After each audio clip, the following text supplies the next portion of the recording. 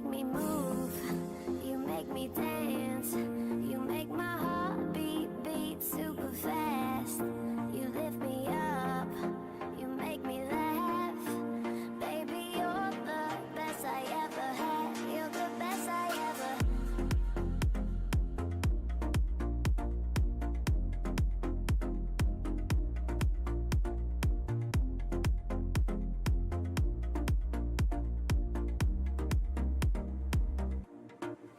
You make me move, you make me dance, you make my heart beat super fast.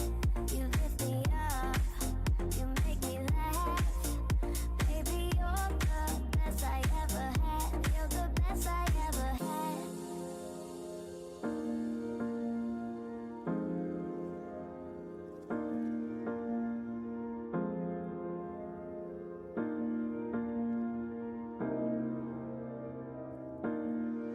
You make me move, you make me dance, you make my heart beat super fast. You lift me up, you make me laugh. Baby, you're the best I ever had. You're the best I ever had.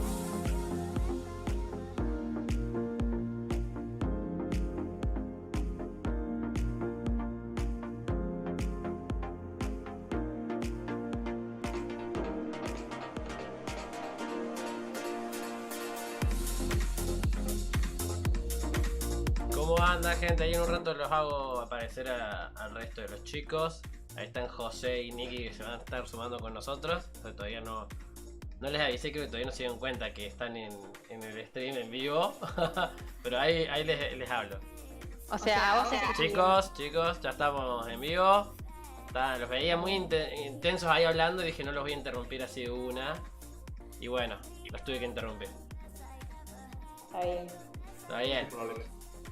Bien, chicos, hoy vamos a estar hablando de las armas y el derecho. Tenemos música de fondo, no sé si ustedes no estén en estar escuchando, está en el stream nomás. No. Estoy poniendo bien bajita para que no moleste. Bien. Ahí está, muchas gracias por el follow, Jacqueline. Hola, pone, menos mal que aparecí. Ahí sale Macron con la voz de Ewan McGregor diciendo hello there. No sé si están enterados de eso. Gracias, Jacqueline. Hoy vamos a estar hablando de armas y si es el derecho o si hay que usarlas. Pero partimos de una noticia, ¿no? De una noticia de lo que ha pasado con lo que es el uso de armas. Ahí Nicole nos va a poner al tanto.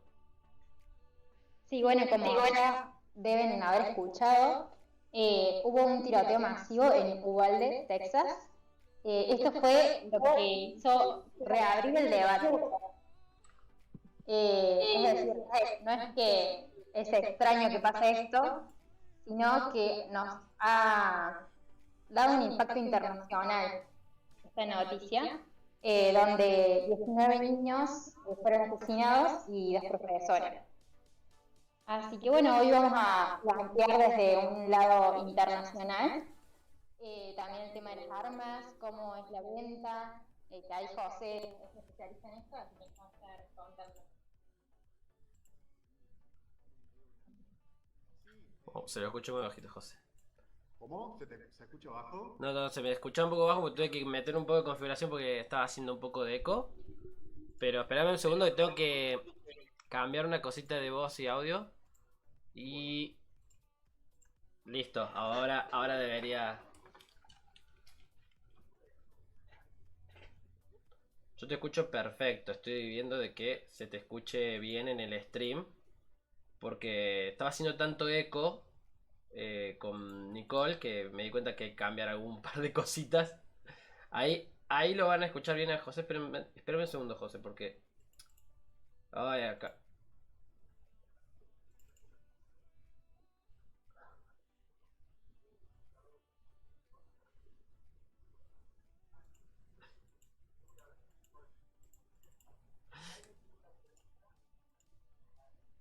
Pero yo no la veo. Así. Sí, parame un segundo que ahí... no sé si escucha... A ver, habla José. Hola, hola, hola. Sí, ahora se te va a escuchar. A ver si se me escucha eco a mí.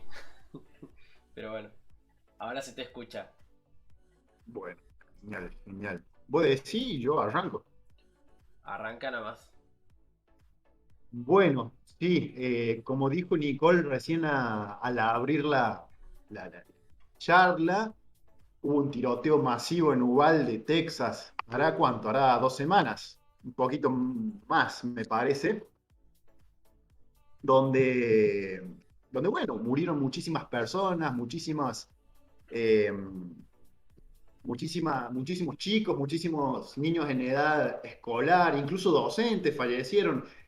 Y bueno, es una tragedia y básicamente medio que nos hemos acostumbrado ya a escuchar este tipo de noticias y específicamente en los Estados Unidos de América, ¿no? Es como que cada tanto amanecemos con una notición terrible de que X persona ingresó a un establecimiento escolar armado con armamento de guerra, ¿no? Con armas portátiles, con armas de asalto, y tomó la decisión deliberada y premeditada y planificada de masacrar a sus compañeros, masacrar a sus profesores, ¿no? Y uno dice, wow, qué impresionante, porque ¿qué puede moverte a tomar una decisión así? Eh, y bueno, ¿qué hay detrás de todo esto? Porque, a ver, ¿sabe? También en qué parte de Estados Unidos ocurren, qué hay en la cultura norteamericana que pasan estas cosas, qué hay en el mercado norteamericano. Hoy en día está en discusión de si es el, el- el- el fácil acceso a las armas lo que provoca esto, lo cual puede ser, sí, o sea, no creo que haya una sola razón. Sí, a ver, que las armas en ciertos estados de Estados Unidos sean de muy fácil acceso, claramente es una variable importante, pero después, por ejemplo, yo pienso en el Estado de Israel, ¿no? Donde básicamente más del 90% de la población está armada y no ocurre lo mismo, ¿no? No ocurren las mismas desgracias, no se da esto de que alguien entre a una escuela y masacra a sus compañeros, en un estado donde casi toda la población está armada. Entonces, ¿es solamente el fácil acceso a las armas?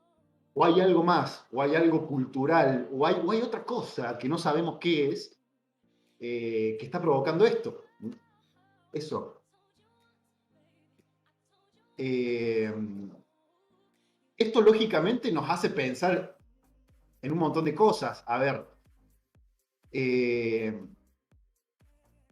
¿qué cultura, qué hay en torno al arma en los Estados Unidos de América? ¿No? ¿Qué hay en torno al uso del armamento en la sociedad norteamericana? Porque sí, es cierto, es famoso, sobre todo en Texas, ¿no? Y en algunas regiones de Norteamérica, en lo que se conoce como el Deep South, ¿no? El sur profundo, Alabama, Tennessee, Arkansas, Mississippi, Missouri, que si uno ve más o menos en la historiografía estadounidense, eran los estados confederados durante la Guerra de Secesión, y en otros estados del norte, ¿no? En Montana, en Idaho, en Dakota. eh, ¿Qué es el tener arma, el tener un arma para un norteamericano? ¿Es lo mismo para un norteamericano tener un arma, que es lo mismo a lo que puede sentir un israelí por tener un arma o un argentino tener un arma? ¿Qué hay en torno a lo que significa la tenencia de un arma, ¿no? Y otra cosa que llaman, bueno, y ahí se abre una discusión filosófica tremenda. ¿Para qué queremos un arma? ¿Para qué? Y después el otro asunto, lo que llama la atención en este tipo de acontecimientos es la sofisticación del armamento. No estamos hablando de una pistola 9 milímetros, que ya de por sí es un arma importante, sino que estamos hablando de armas de asalto, ¿no? Armas de guerra. La AR-15 es la más vendida en Estados Unidos. O sea, armamento militar, armamento de guerra, eh, en fácil oferta a la población civil, y toda una cosmovisión de lo que es el arma, ¿no? Eso abre una discusión enorme.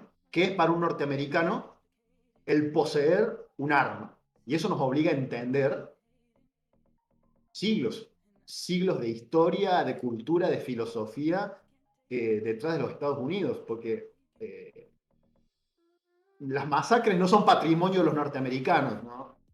Ocurren masacres en todos lados, pero llama la atención, mucho la atención, la frecuencia con la que esto ocurre en los Estados Unidos. No sé, Nicky, si querés ir diciendo algo. Sí, de hecho, de lo que estabas contando, hay un estudio que dice que en 2019 hubo 400 tiroteos masivos. Y para el 2020 hubo un aumento muy grande de 600, ¿no? 200 casos más que se vieron en el país. Y ahí ha ido aumentando año a año y este año se espera que se supere el 2021 también, que fue de 692. Entonces, bueno, creo que es algo creciente, ¿no? Y bueno, también esto que vos decís de la cultura, de la historia, creo que la segunda enmienda es parte de eso, es como una demostración, ¿no? de esa parte de la historia. Así que también me parece muy interesante para que después le charlemos. Tal cual, tal cual. Como dijimos, apenas arrancamos, decir que las bases fundacionales de un país van a determinar todos sus comportamientos sí o sí para siempre, y es medio difícil. Así, que van a orientar las conductas de las personas, sí, no hay duda. Las bases fundacionales de un país. Pero ya decir que eso sí o sí va a determinar siempre cómo y qué hacen las personas, ya es otro tema. Estamos suprimiendo la libertad individual si hablamos de un determinismo tan fuerte. Pero sí, es importante entender, creo yo, la cultura fundacional de los Estados Unidos para ir a la raíz cultural del asunto. La impronta de la nación, la impronta de un país, la impronta de un estado no, la impronta de una nación, vamos a decir así, está muy marcada en sus bases fundacionales, ¿no? En cuáles fueron esos cúmulos de valores, creencias, convicciones que le dieron origen a una nueva nación, ¿no? Obviamente, pensándolo de esa forma, en la historia de los Estados Unidos podemos remontarnos a los años de la independencia, incluso antes de la época de la independencia de los norteamericanos, cuando llegan, bueno, son famosos porque están en toda película yankee aparece el Día de Acción de Gracias, ¿no? Cuando los calvinistas exiliados de Inglaterra, porque los perseguían los anglicanos, vinieron a Estados Unidos, fundaron una nación sobre principios calvinistas, ¿no? Hay en los Estados Unidos una corriente fundacional, una impronta fundacional muy arraigada en la ética de lo que es el protestantismo, el puritanismo, y si a eso le agregamos el momento histórico en que estaba atravesando la humanidad, que eran las revoluciones industriales, hay un combo de valores. Imaginemos, la Europa de esa época estaba en plena revolución industrial, el capitalismo emergente, pujante, ¿no? Las burguesías del mundo tomando el poder para hacer despegar el proyecto capitalista en su máximo esplendor, con toda su fuerza, la Revolución Francesa, etc. Si a ese proceso histórico le sumamos los valores del calvinismo, del protestantismo, esta fuerte convicción de que Dios me bendice en la prosperidad, ¿no? De que mientras yo más vigile mi conducta y más agrade a Dios, más voy a ser bendecido en la prosperidad material. O sea, hay una teología protestante y calvinista que si la sumamos al proceso histórico que se estaba viviendo, y si a eso lo instalamos en un continente donde no existía ninguna cultura europea, ¿no? Había pueblos nativos, pero es como que a los pueblos fundacionales de Estados Unidos se les abre un panorama donde tenés el desarrollo del capitalismo, más la ética puritana, del protestantismo, más la promesa de una tierra que está ahí, en términos europeos, virgen para ser explotada y para ser desarrollada, eh, todo eso influye y tiene mucho peso en los primeros años de lo que van a ser las 13 colonias norteamericanas. Y también pensemos cuáles son los valores de este liberalismo anglosajón protestante, de esta etapa de la historia. Hay un filósofo por excelencia que es John Locke, ¿no? Que podríamos decir que es el padre de toda esta corriente, que él va a delinear, a ver, la vida, la libertad individual y la propiedad son valores naturales totalmente inestropeables. O sea, la ley viene después del derecho. No es que el derecho funda la ley, ¿no? Entonces hay toda una corriente de pensamiento fuertemente arraigada en el individuo, la prosperidad del individuo, la promesa, ¿no?, religiosa propia del protestantismo de que si trabajo, si me esfuerzo, si me privo para después invertir, voy a ser bendecido. Crea una base social, una convicción, una cultura general muy proclive a que todo individuo persiguiendo su felicidad personal va a lograr ser bendecido y va a desarrollar su vida en su máximo esplendor, ¿no? Y ahí entra, bueno, ahora bien, la propiedad en la discusión filosófica. ¿Cuáles son los límites o cómo garantizo yo que mi propiedad no va a ser violentada por otro? Y ahí entra en estas corrientes de pensamiento contractualistas, bueno, la autodefensa. El cómo protejo yo mi vida, mi libertad y mi propiedad de otros individuos que también en la defensa de su vida, su libertad y su propiedad pueden llegar o no a avanzar sobre mí. Entonces, en el mundo anglosajón, en el mundo protestante, en el mundo de los primeros años de los Estados Unidos de América, hay una filosofía fundacional que tiene como pilar fundamental la autodefensa, la protección de la vida, la libertad y la propiedad. Entonces, el arma, el tener un arma para salvaguardar eso, pasa a ser central en la vida de las personas, ¿no? Si nos vamos a otros pueblos con otra cultura fundacional, nos podemos venir a Hispanoamérica, donde los pueblos, supongamos las Provincias Unidas del Río de la Plata, el Alto Perú, el Virreinato de Nueva Granada, no tenían esa misma cultura fundacional. No hubo un liberalismo protestante procapitalista en la cultura fundacional de los pueblos de Sudamérica. Hubo una corriente fundacional mestiza, católica, con una doctrina religiosa más social, ¿no? Donde para el catolicismo la propiedad no es un fin en sí mismo, sino que tiene una finalidad social. Entonces, bueno, esa doctrina fundacional decantó en ciertas formas de concebir la vida, que tal vez son las raíces profundas de por qué sudamericanos y norteamericanos somos tan distintos, ¿no? Entre otras razones, ¿no? Entonces, en una cultura fundacional que tiene esos valores, el tener un arma va a tener otra importancia, ¿no? Entonces, yo creo que no podemos pensar hoy lo que es para para el estadounidense el poseer un arma, si no tenemos en cuenta, ¿cuánto? 3 siglos. 3 siglos y un poco más de una cultura fundacional basada sobre los valores de la autodefensa, ¿no? No es que para el norteamericano el tener un arma era o es un hobby. Por supuesto que los hay, pero hay una fuerte importancia en términos de valores fundacionales, lo que representa el tener un arma para protegerme en la cultura liberal, capitalista, protestante, de otras culturas, por ejemplo. Para mí eso es clave.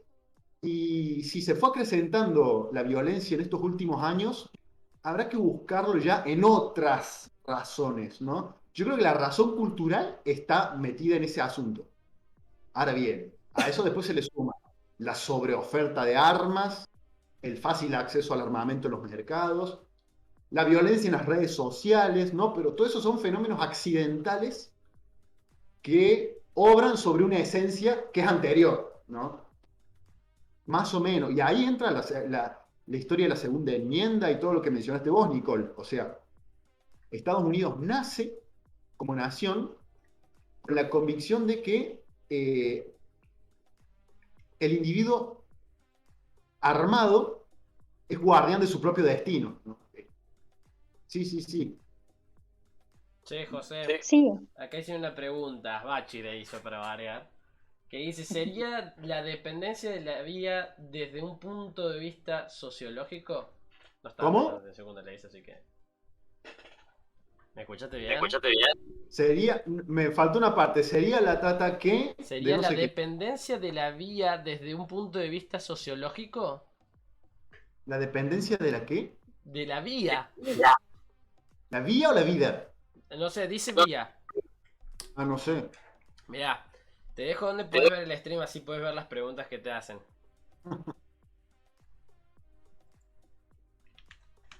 Pero no, no entendí la pregunta porque no sé si dice vida o vía. No, dice vía. A ver, che, les pido disculpas a los que están escuchando porque tanto Nicole como yo estamos usando esta plataforma por primera vez. Así que, Sí, Nicolás ya la será conocí. la más. No, será la vía armada, no sé. Se me ocurre como algo de las armas. Fíjate que ahí Claro. en el chat puse el canal, si no te lo paso por WhatsApp.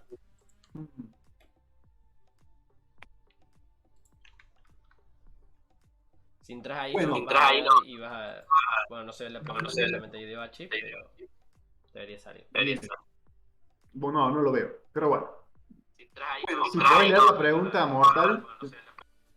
Pero a lo que veníamos hablando.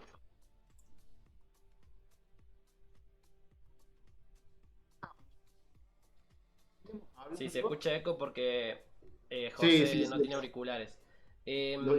Acá dice, hay una teoría que explique el comportamiento social en base a su historia, dice Bachi.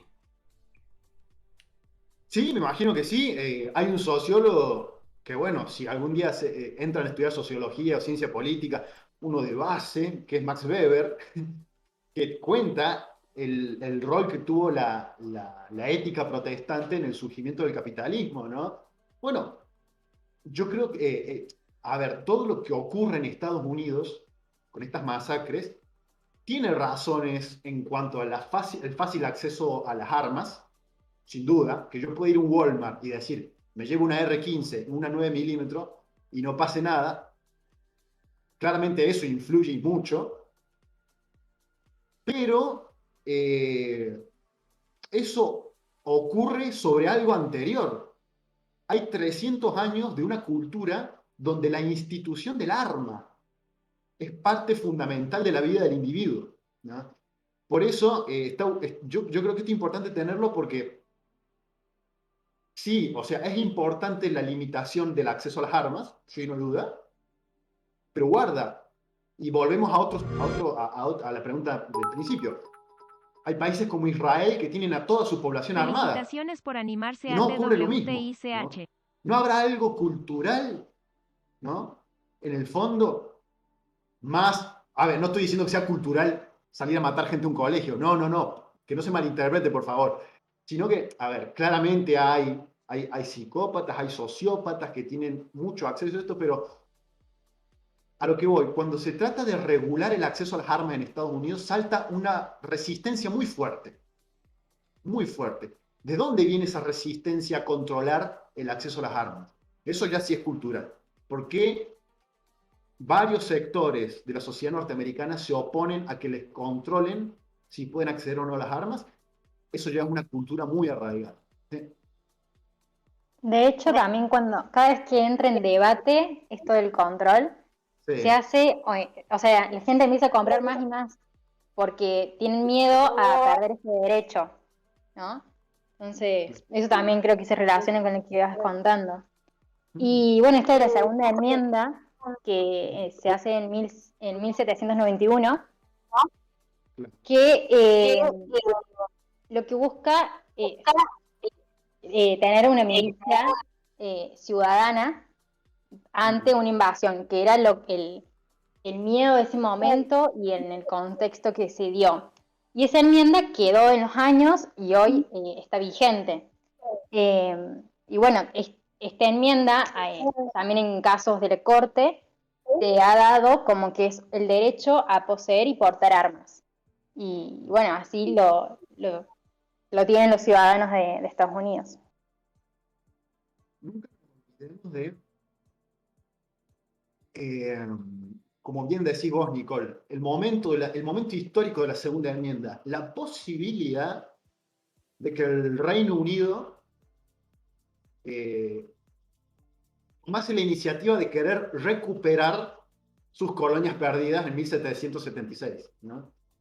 La posibilidad de que quienes perdieron el control sobre las colonias de Estados Unidos de América quisieran volver a reconquistarlas, ¿no?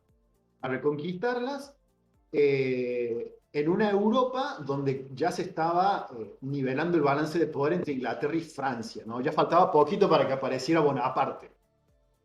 Pero esta posibilidad de que Inglaterra quisiera recuperar sus colonias en Norteamérica es la que llevó a tomar la iniciativa, eso, ¿no? No solamente que existiera un ejército continental, que fue el ejército de George Washington, que venció a los ingleses, que cruzó el Delaware y todo eso, sino que también que cada norteamericano tuviese las armas y las facultades para defenderse de una posible reconquista británica, ¿no? A ver, yo creo que es imposible legislar algo si antes no hay una base social que acepte esa legislación. Si la segunda enmienda pegó tan bien y arraigó tanto en el pueblo norteamericano en aquel entonces, es porque, bueno, había una necesidad estratégica, cuidado, que pueden volver los ingleses, pero también hay una base social que lo acepta, ¿no? Que hay como, yo creo que entre ley y pueblo siempre hay como una sustancia común que hace que determinadas leyes funcionen en Estados Unidos, determinadas leyes funcionen en la Argentina, determinadas leyes funcionen en Europa, y en otros países no, ¿no? ¿Por qué hay tanta resistencia a lo largo de los siglos de modificar esta segunda enmienda? Cultural. Ya no existe el riesgo, 300 años después, de que Inglaterra quiera reconquistar Estados Unidos. Es una locura. Sin embargo, en Estados Unidos es muy fuerte hoy el concepto de una nación en armas. La nación en armas, o sea, que cada norteamericano pueda defender su vida, su libertad, su propiedad e incluso su patria en caso de una invasión extranjera. Se ve plasmado también en la cultura cinematográfica.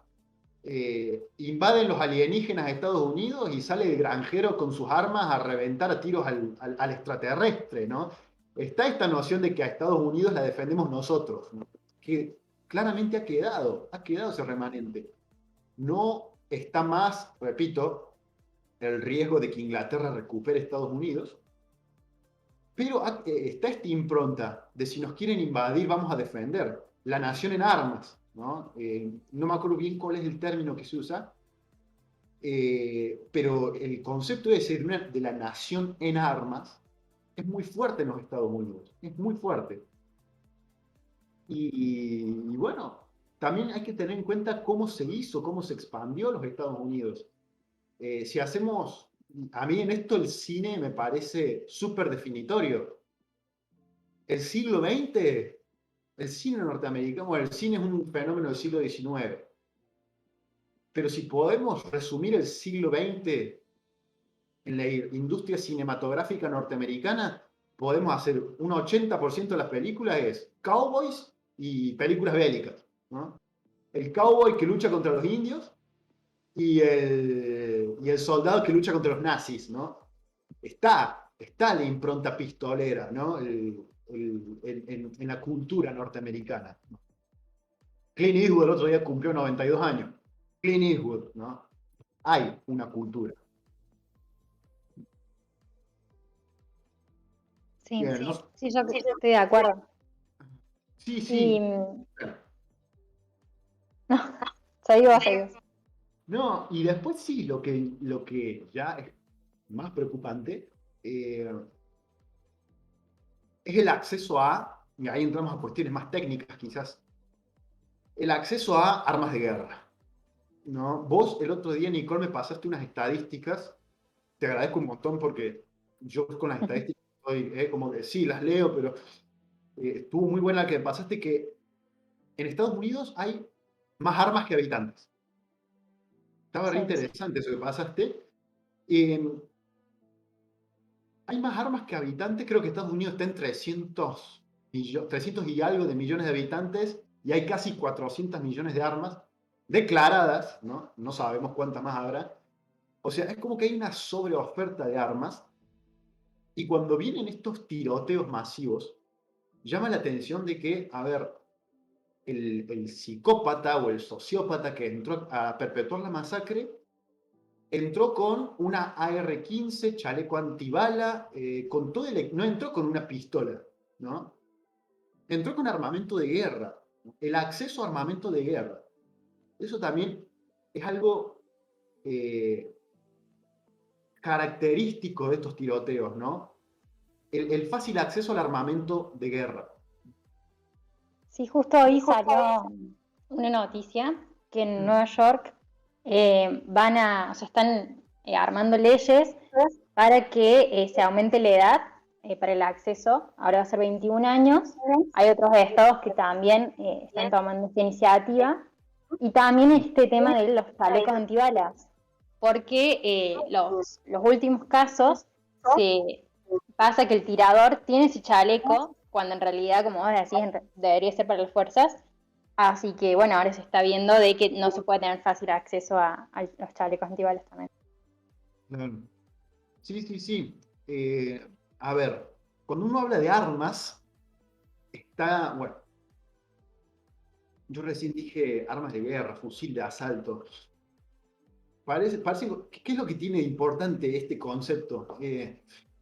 Las armas portátiles, ¿cómo se llama? ¿Qué es un arma portátil? El arma portátil es un arma que puede ser llevada por un individuo, ¿no? Un tanque de guerra es un arma, pero no es portátil. Un avión de combate es un arma, un submarino nuclear es un arma, pero no son portátiles. El portátil es lo que puede portar un individuo en el campo de batalla. Un fusil, una pistola, un revólver, una ametralladora, un subfusil, etc. Y después, ¿qué es lo que son las armas de asalto? Las armas de asalto, bueno, tenemos los fusiles de guerra.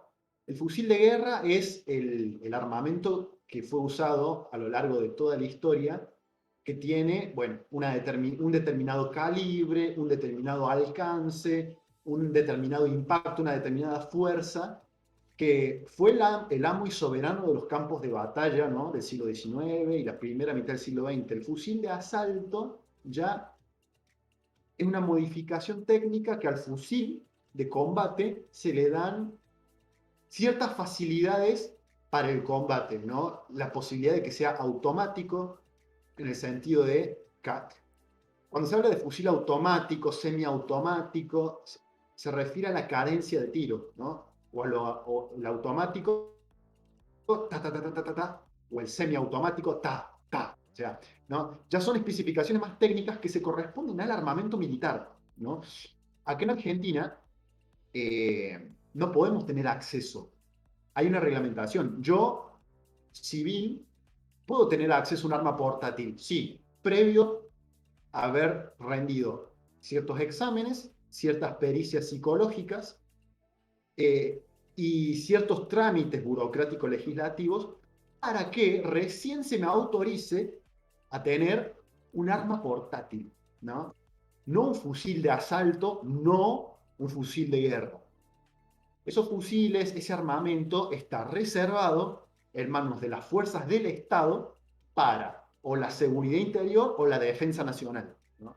O sea, hay un límite entre lo que un civil puede llegar a acceder o no. En la Argentina, en Estados Unidos, ese armamento que en la Argentina está reservado a las Fuerzas Armadas y a las Fuerzas de Seguridad, llámese fusiles de asalto, fusiles de guerra, ¿no?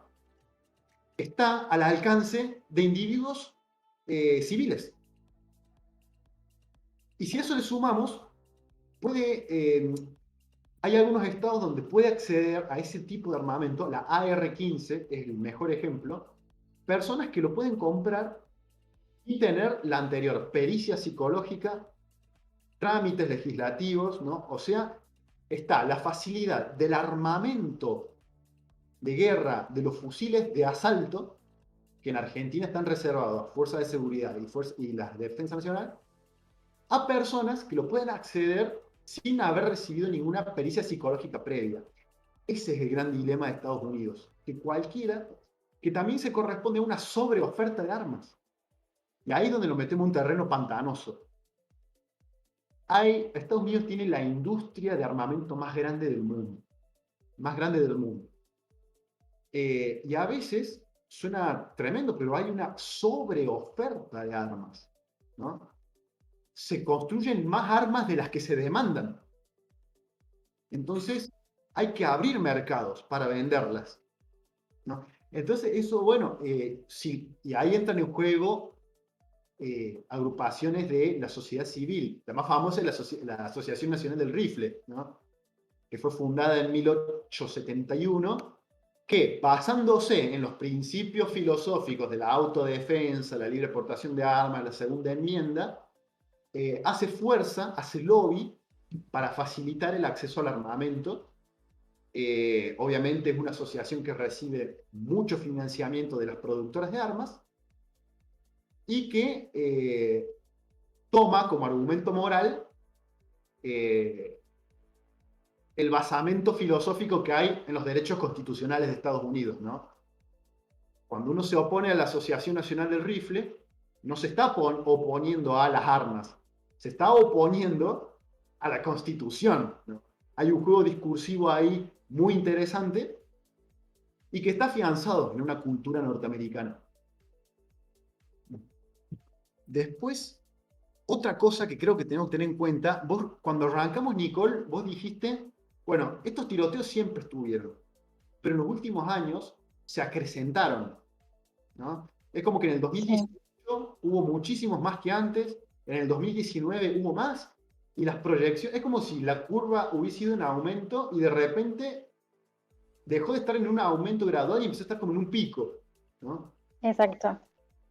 Bueno, eso yo ahí me atrevo esto es opinión personal, ¿no? Hasta ahora vengo hablando de cosas que se pueden ver en otros lados, pero lo que yo creo que en los últimos años ha influido mucho. Si tomamos una sociedad en cuyos principios fundamentales está la importancia del tener un arma como una identidad fundacional muy fuerte, que además también tiene una sociedad edificada sobre 300 años de individualismo. No digo que el individualismo sea ni bueno ni malo, ¿no? Una sociedad edificada sobre 300 años de individualismo, sobre 300 años de una convicción fundacional donde el tener armas es central, filosóficamente importantísimo. A eso sumémosle también la sobreoferta de armas, la sobreproducción de armas que necesitan ser vendidas. A todo eso sumémoslo un fenómeno, que eso, bueno, a ese cómo sumémoslo el fenómeno de los últimos 10 años, que creo yo que es las redes sociales. Las redes sociales, que son la gran novedad de esta última década y media, generan un fenómeno que es un espejismo, creo yo, que es te dan la sensación, o sea, yo en mi cuenta de Twitter, en mi cuenta de, no, Instagram y Facebook no, vamos a poner Twitter, que es la más donde todo el mundo opina lo que piensa, ¿no?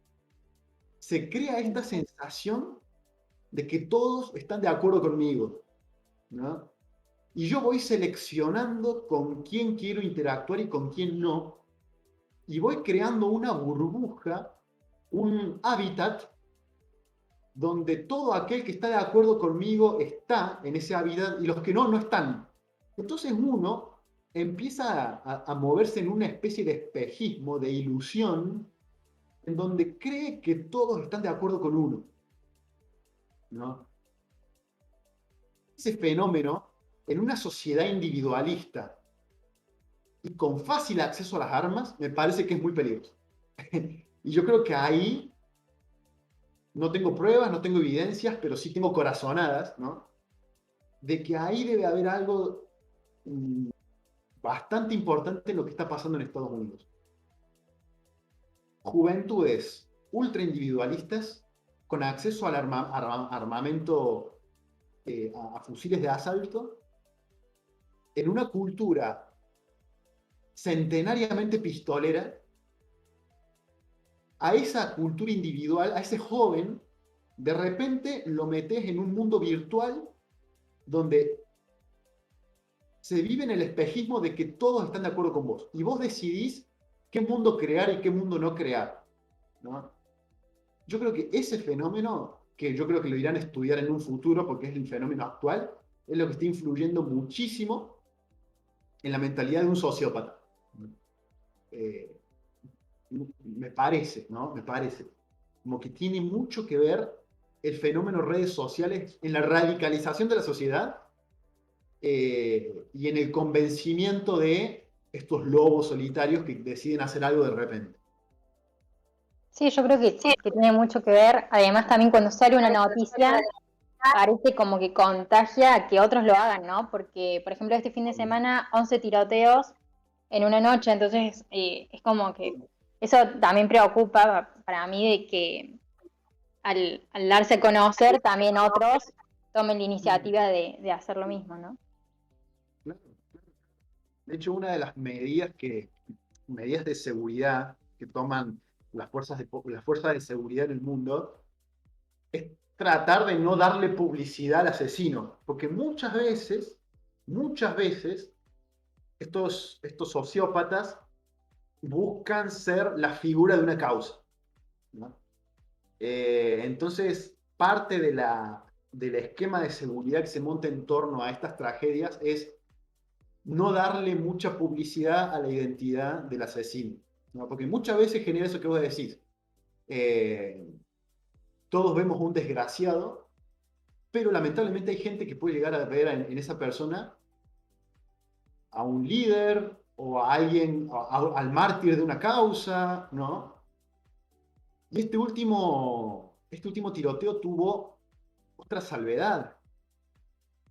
Por primera vez, el asesino es un hispano, ¿no? Cuando siempre fueron cosas de supremacistas blancos, ¿no? Porque recordemos que Estados Unidos tiene esa característica también en su sociedad, una alta fragmentación étnica. No es lo mismo una cultura donde la cuestión étnica está fusionada, y ahí pongo de vuelta 10 puntos para Sudamérica, sino que además, el tema de este individualismo, de esta ética del yo en mis asuntos, ¿no?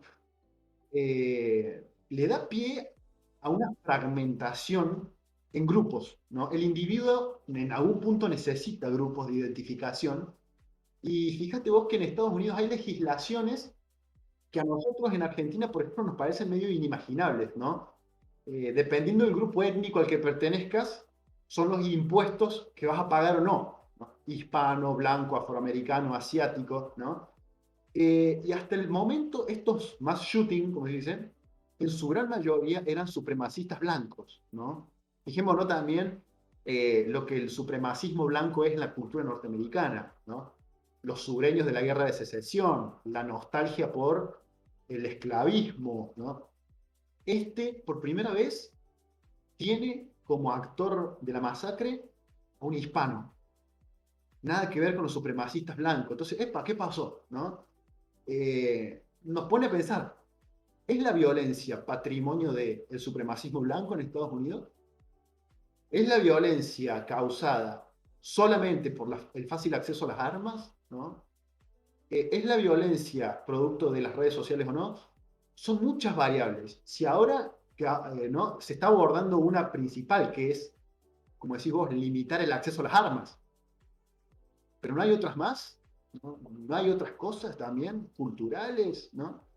Eso da para preguntar, da para preguntarse, da para preguntarse. Yo por ahí veo, Guille, que se pone en verde tu cuadrito, no sé si querés decir algo, ¿no? No, no me escucho. Parece. No.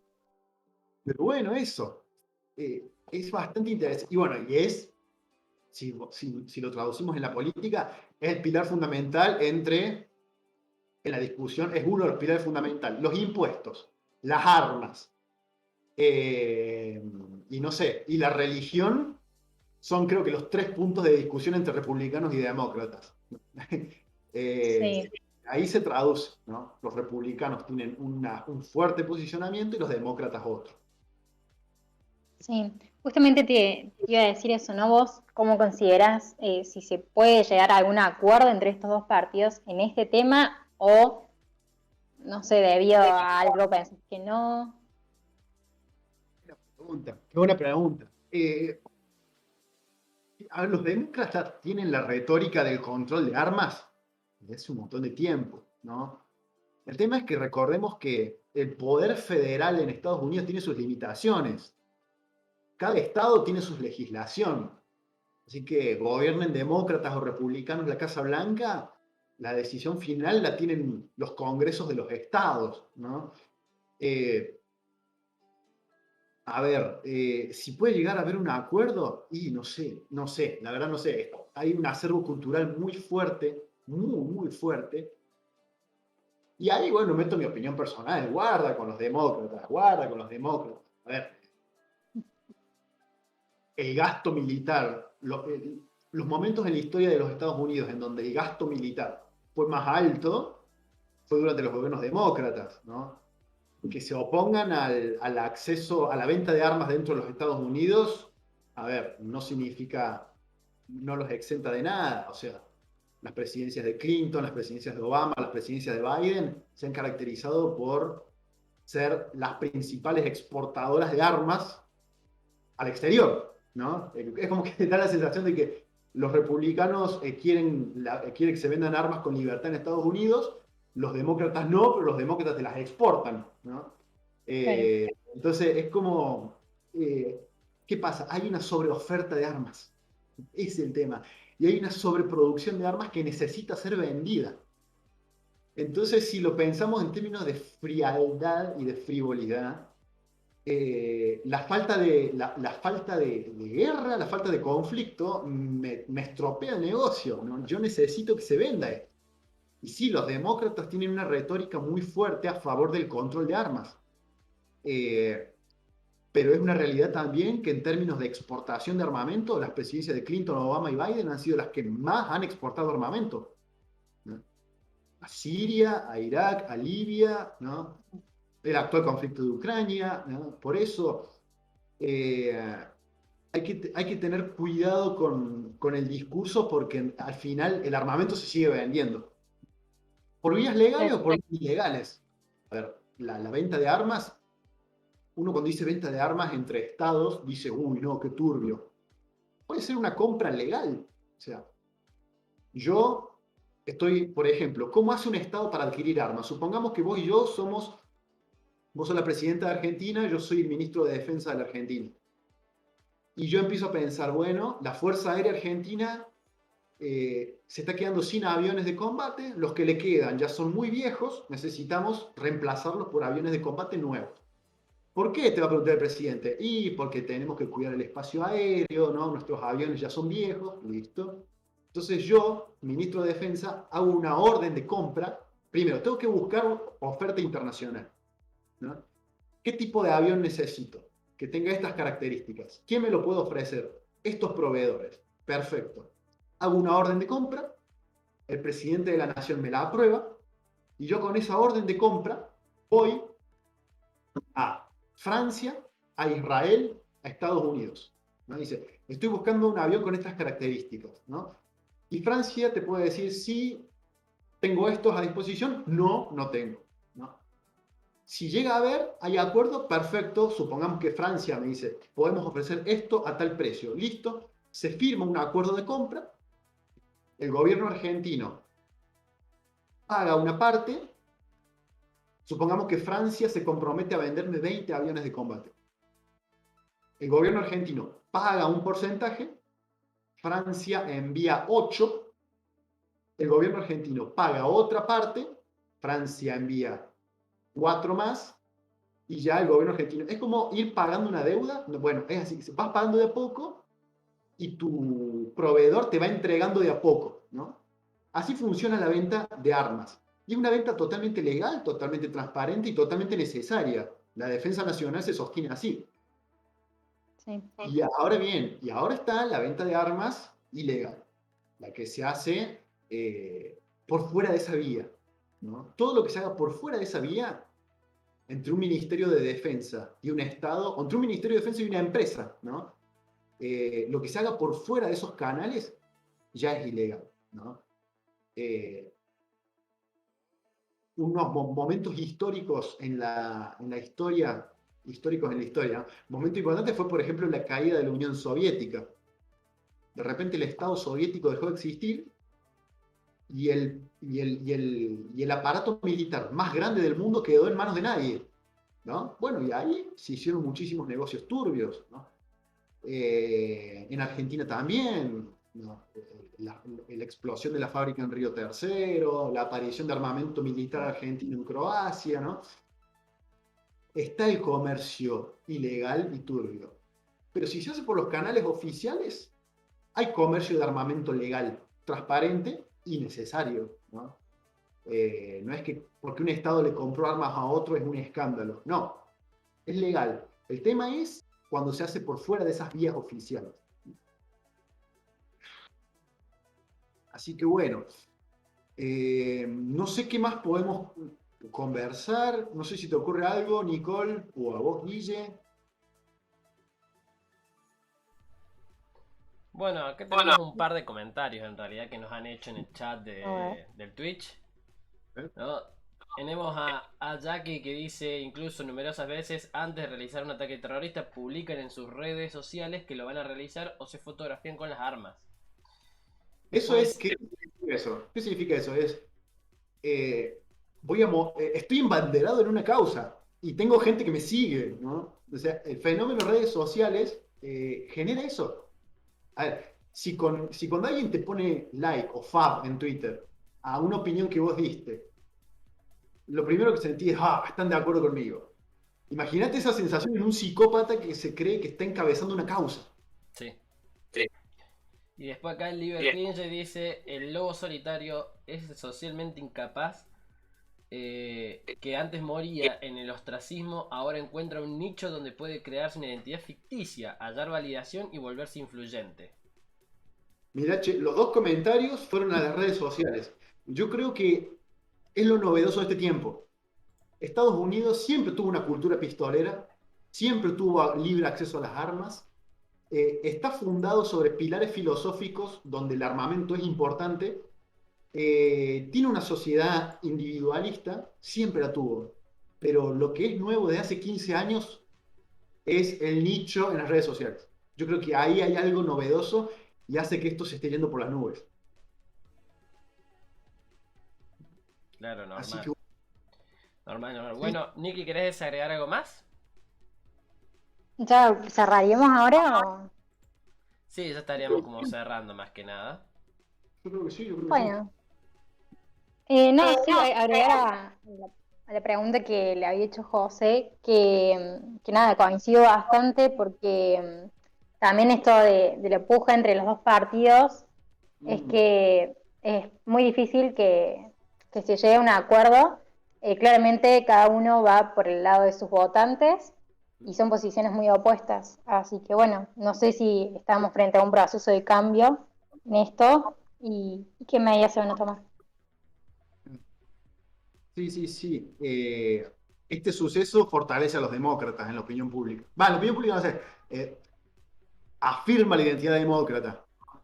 Controlemos las armas. O sea, Sí, sí, sí. Bueno, sí, pero por lo que leí sigue habiendo una mayoría que cree que es un derecho en Estados Unidos. Es decir, la mayoría de la población. Claro, claro. Oye, esos son 3 siglos de cultura. Mm.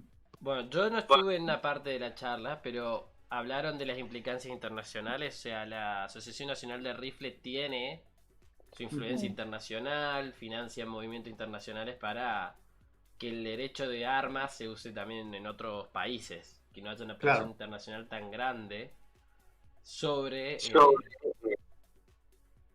sobre Estados Unidos mismo.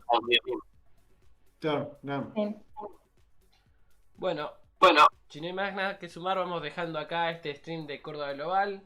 Hoy no hay juego ni nada por el estilo. Lo vamos a cortar acá, ya el próximo se van a venir nuevos. Para este mes ahí hicimos una pequeña predicción de que la gente podía votar si estaba a favor o en contra del uso de las armas.